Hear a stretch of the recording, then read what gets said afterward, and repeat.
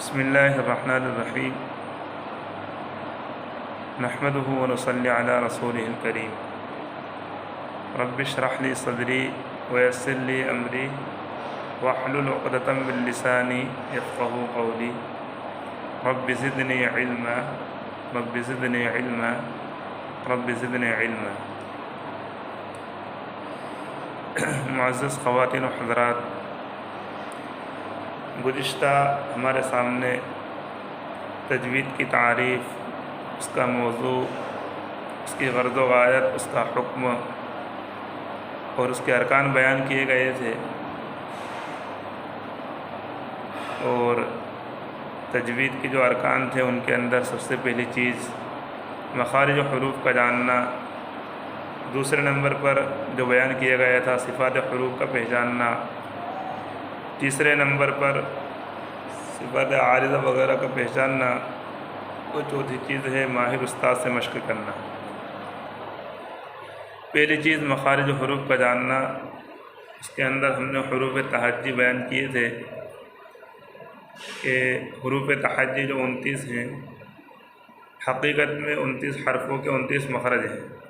ہر حرف ایک معین جگہ سے نکلتا ہے، لیکن بعض حروف ایسے ہیں جن کا مخرج بہت زیادہ قریب ہے، تو علماء نے ان کے قرب کی وجہ سے، ان کے قرب کا لحاظ رکھتے ہوئے ان حروف کا مخرج ایک شمار کر لیا ہے۔ مثلا حمزہ اور ہا دونوں یہاں سے حلق کے سینے والے حصے سے نکلتے ہیں، عین ہا بیچ والے حصے سے، غین اور خا حلق کے منہ کی طرف والے حصے سے۔ ان حروف کے 17 حروف کے نکلنے کی 5 جگہ ہیں۔ نمبر 1 حلق، نمبر 2 زبان، نمبر 3 منہ کا خالی حصہ یعنی جس کو جوف کہا جاتا ہے، اس جگہ سے، نمبر 4 دونوں ہونٹ، نمبر 5 ناک یعنی یہ جو ہڈی ہے یہاں سے کیا ہے، اس کے اندر جو خلا ہے وہاں سے حروف غنہ نون اور میم وغیرہ ادا ہوتے ہیں۔ تو ان 5 جگہ سے یہ 17 مخرج نکلیں گے، یعنی 29 حروف کے جو 17 مخرج ہیں وہ 5 جگہ سے نکلیں گے۔ تو حمزہ، ہا، عین، ہا، غین، خا، یہ 6 حروف اور 3 مخرج ہیں، یعنی حمزہ ہا کا مخرج اقصای حلق، اور عین ہا کا مخرج وسط حلق یعنی حلق کا بیچ والا حصہ، اور غین خا کا مخرج ادنائے حلق یعنی حلق کا منہ کی طرف والا حصہ۔ یہ 6 حروف 3 جگہ سے نکلیں گے، یعنی 3 مخرج حلق سے نکلیں گے، پورے ایک مخرج یعنی ایک جگہ سے۔ اور پھر 18 حروف کون کون سے؟ قاف، کاف، حلق کے یعنی زبان کی جڑ، اس کے بالمقابل اوپر کا تالو، یعنی زبان کی جڑ جو یہاں پر ہے وہاں سے بڑا قاف، اور اس کے سامنے جو اوپر کا تالو ہے وہاں سے زبان کی جڑ اوپر کے تالو کو لگی، وہاں سے بڑا قاف ادا ہوگا، اور زبان کی جڑ سے جو اگلا حصہ ہے منہ کی طرف وہ اس کے بالمقابل تالو کو لگے گا، اس سے چھوٹا قاف ادا ہوگا۔ اس کے بعد جیم، شین، یا، یہ زبان کا بیچ اوپر کے تالو سے ادا ہوں گے، یعنی درمیان زبان اوپر کے تالو سے، یہ جو حصہ ہے اوپر کے تالو کو لگے گا، وہاں سے جیم، شین، یا ادا ہوں گے۔ اس کے بعد تا، دال، قا، زبان کے نوک ثنا علیہ کی جڑ، یہ یہاں سے تا، دال، قا ادا ہوں گے، اور پھر سا، زال، ظا، یعنی زبان کا کنارہ اور یہ اوپر کے 2 دانت ہیں ثنا علیہ، ان کے سامنے سے ادا ہوں گے۔ پھر زا، سین، صاد، اوپر کے دانتوں کا کنارہ اور نیچے کے دانتوں کا کنارہ اور زبان کا یہ کنارہ، تینوں ملیں گے، زا، سین، صاد، اس سے یہ 3 حرف ادا ہوں گے۔ پھر زبان کی یہ کروٹ ہے، یہ کروٹ اس دانت کو لگے گی، یعنی یہ ضاحک جس کو ہے، یہاں سے لام ادا ہوگا، یہاں سے لام اس طرف یہاں سامنے کے 4 دانتوں تک آئے گا، وہاں سے لام ادا ہوگا، لام، اور اس سے اگلا حصہ جو ہے یعنی یہ دانت یہاں سے کیا ہے، نون ادا ہوگا، اور اس سے اگلے حصے سے را ادا ہوگا، یعنی زبان کا کنارہ ایک ضاحک سے دوسرے ضاحک تک اوپر کے دانتوں کے مسوڑے، اس سے لام اور زبان کا کنارہ ایک ناف سے لے کر کے دوسرے ناف تک اوپر کے دانتوں کے مسوڑے، اس سے نون اور زبان کا کنارہ ایک رباعی سے دوسرے رباعی تک اوپر کے دانتوں کے مسوڑے، اس سے را ادا ہوگا۔ دیکھیے آپ کو ہم دانت اور زبان کے کنارے پہلے بتا چکے ہیں، ابھی دانت ہم بتا دیتے ہیں کہ یہ دانت ہیں، یہ جو 1 2 3 4 5 یہ داڑیں ہیں،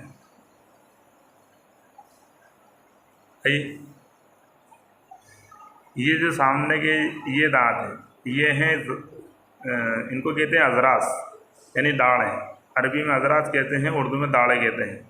یہاں سے لے کر کے یہاں تک یہ داڑیں ہیں، یہ واد کا مخرج ہے، یعنی زبان کا یہ کنارہ، یہاں سے لے کر کے یہاں تک کا یہ کنارہ جو دکھ رہا ہے آپ کو، یہ کنارہ ان 5 داڑوں کے اندر لگے گا، یہاں سے یہاں تک لگے گا، اس سے واد ادا ہوگا، اور اسی سے متصل لام کا مخرج ہے، یعنی اس دانت سے لے کر کے سامنے کے جو 4 دانت ہیں وہاں سے زبان کا یہ کنارہ، یہ والا، یہ میری انگلی رکھی ہوئی ہے، یہ کنارہ پورا کہاں لگے گا، ان دانتوں کو لگے گا، تو اس سے لام ادا ہوگا۔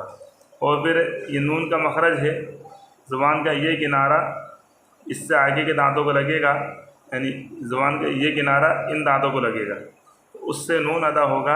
اور پھر زبان کا یہ والا کنارہ جو یہ ہے، سامنے کا یہ کنارہ، اور یہ زبان کی پشت یہ والی، یہ اوپر کے سامنے کے دانتوں کے مسوڑوں کو لگے گی، اس سے کیا ہوگا، نون ادا ہوگا۔ یہ زبان کا بیچ ہے، یہ اوپر کے تالو کو لگے گا، یہاں لگے گا، تو اس سے کیا ادا ہوگا، جیم شین یا۔ اور یہ جو سامنے کے دانت ہیں یہ ہیں ثنایا۔ اس طریقے سے بتایا تھا کہ اوپر کے دانتوں کو ثنایا کہتے ہیں، اور اسی کے بالمقابل نیچے کے دانتوں کو ثنایا سفلا، اوپر کے کو علیا اور نیچے والوں کو سفلا کہا جاتا ہے۔ تو دانتوں کی تعداد ایسے تو 36 ہے، 32 ہے،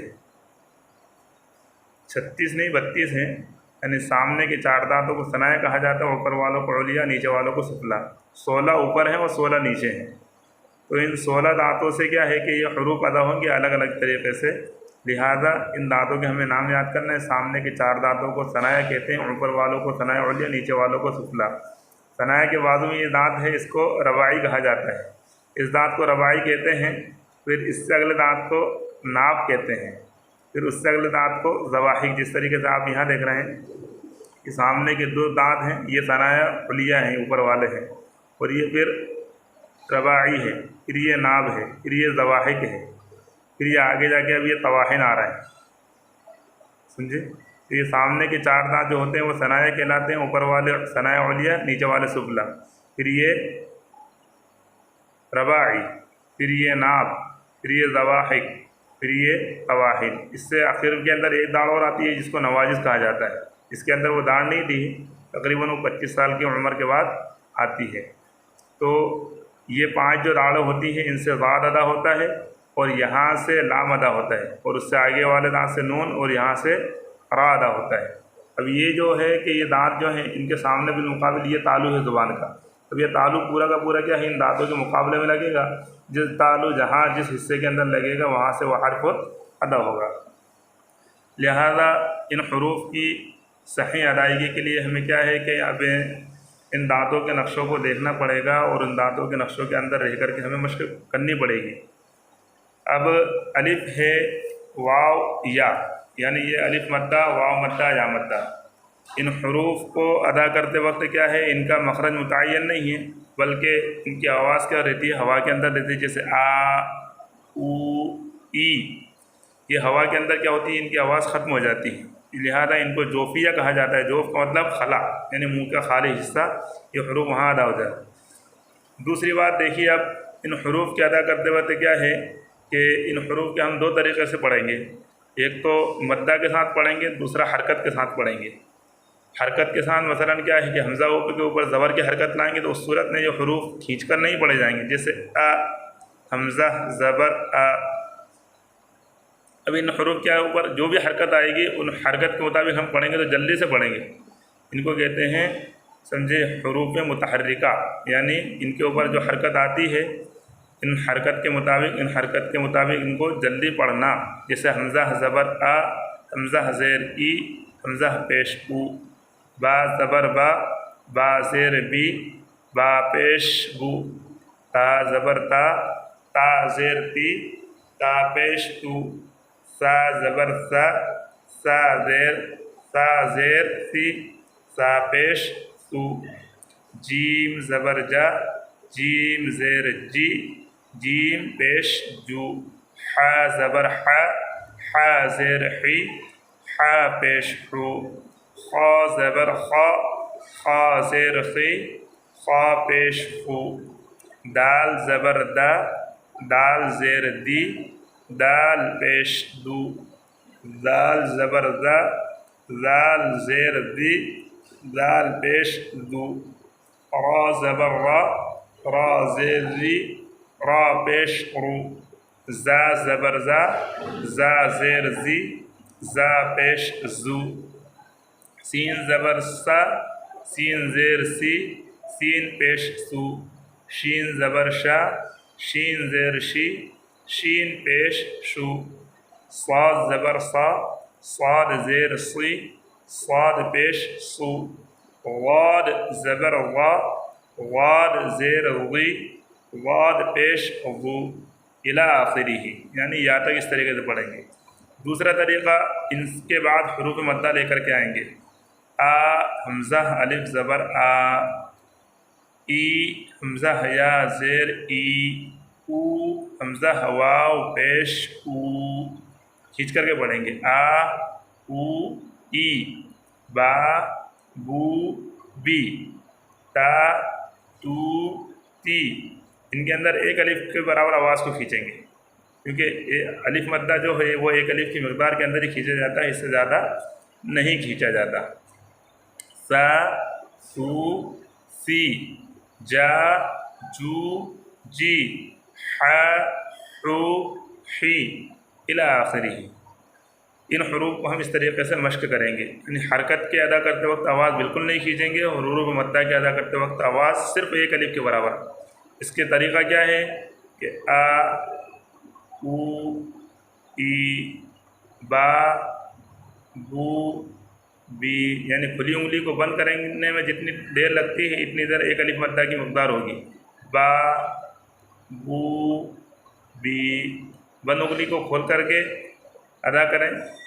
تا تو تی، اس طریقے سے ہم کیا ہے کہ اس الف کی مقدار کو رکھیں گے، اس سے زیادہ نہیں کھینچیں گے۔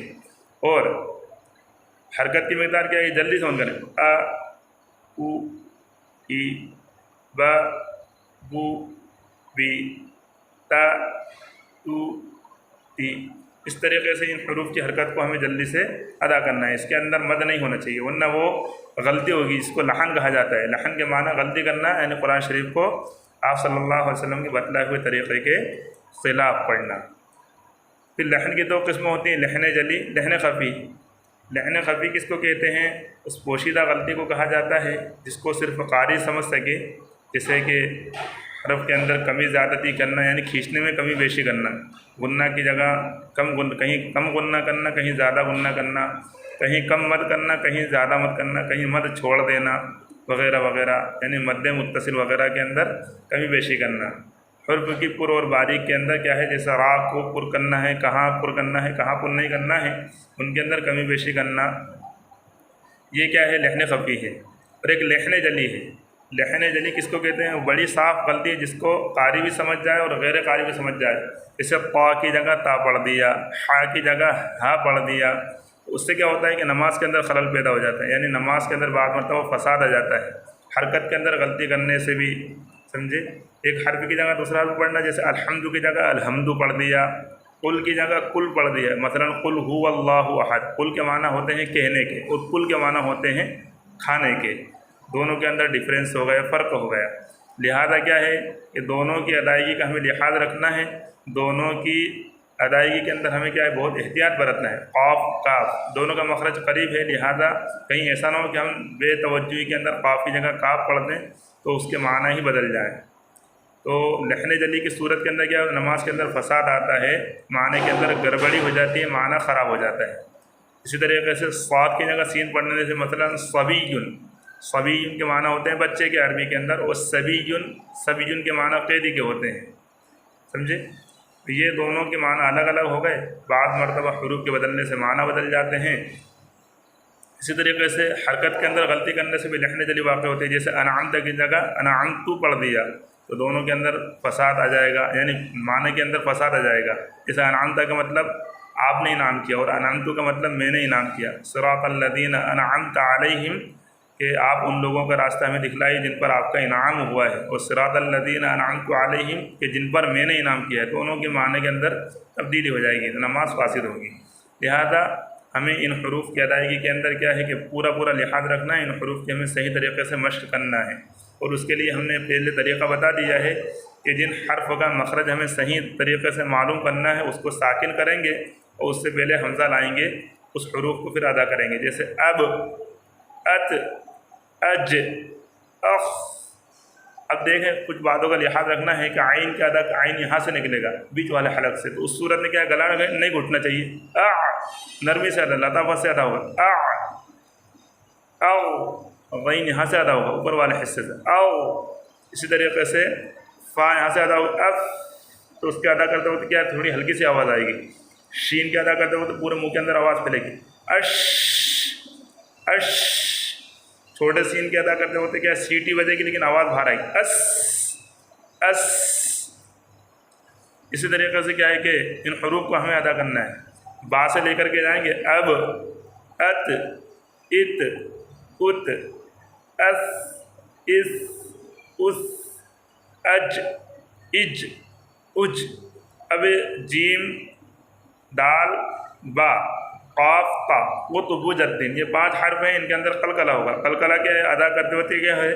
لوٹتی ہوئی آواز سنائی دے گی، لہذا ان حروف کے اندر قلقلہ کو ادا کرنا واجب ہے، ضروری ہے۔ ان حروف کے اندر قلقلہ کو ادا نہیں کریں گے تو یہ بھی کیا ہے؟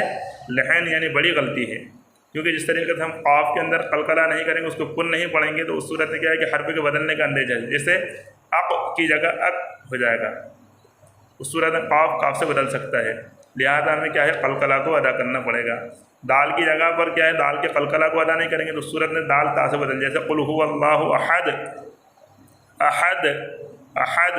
قلقلہ کو ادا نہیں کریں گے تو دال تا سے احد، احد، دال تا سے بدل گئے، تو کیونکہ دال، تا اور قا تینوں کا مخرج ایک ہے، لہذا ان میں فرق کرنے والی کیا ہے؟ صفت قا کو اور تا کے اندر فرق کرنے والی، قا کے اندر صفت استعلا یعنی مستعلیہ، وہ صفت قا کو تا سے جدا کر رہی ہے، اور دال کو تا سے جدا کرنے والی صفت کون سی ہے؟ قلقلہ کی، کہ دال کے اندر قلقلہ ہے اور تا کے اندر قلقلہ نہیں ہے، لہذا ہمیں ان حروف کو کیا ہے؟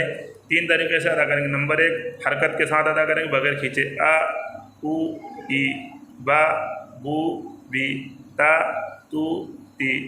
دوسرے نمبر پر ہم نے بتایا مدہ کے ساتھ ادا کریں گے، آ، او، ای، مدہ کی مقدار بتا دی، آ، او، ای، درمیانی حالت کے اندر انگلی کو بند کریں گے یا کھولیں گے، اور تیسرے نمبر پر بتایا کہ ہم نے ان حروف کو ساکن کر کے ان سے پہلے حمزہ لا کر کے ادا کریں گے، جیسے اب، اب، اب وغیرہ۔ یہ 3 چیزیں ہو گئی، 3 طریقے سے ہمیں حروف کی مشق کرنا ہے۔ حروف کی مشق ہو جائے گی انشاءاللہ، تو ہم پھر کیا ہے وقتاً فوقتاً کیا ہے آگے بڑھتے رہیں گے اور قواعد سیکھتے رہیں گے۔